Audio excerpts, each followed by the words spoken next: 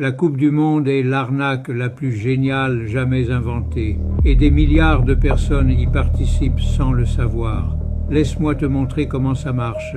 Il y a une organisation au sommet de tout ça qui s'appelle la FIFA. Sur le papier, c'est une organisation à but non lucratif. Retiens bien ces mots. À but non lucratif. Et pourtant, cette seule compétition va rapporter plus de 10 milliards de dollars. Voici le tour de magie.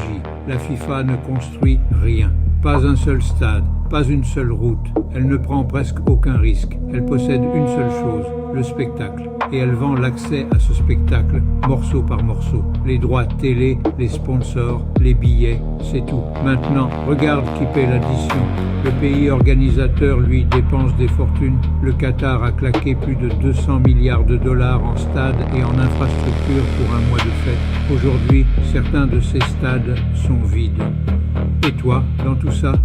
Cette année, les prix des billets changent en direct, selon la demande. Certains ont grimpé de plus de 10 fois par rapport au dernier mondial. Un billet pour la finale a été remis en vente à 11 millions de dollars.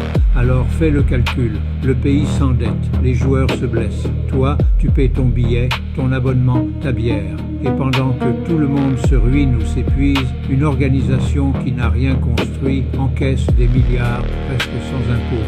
Voilà la leçon que personne ne t'apprend. Les pauvres paient pour assister au spectacle, les riches se font payer pour le posséder. Les commerces gagnent de l'argent pendant un mois, la FIFA en gagne pendant 4 ans. La vraie question n'est pas de savoir qui va gagner la coupe, c'est de savoir de quel côté du système tu te trouves. Comment système si tu veux passer du côté de ceux qui possèdent au lieu de payer. Et si tu veux comprendre exactement comment ils construisent ces machines à argent, tout est dans mon livre, dans le lien de mon profil.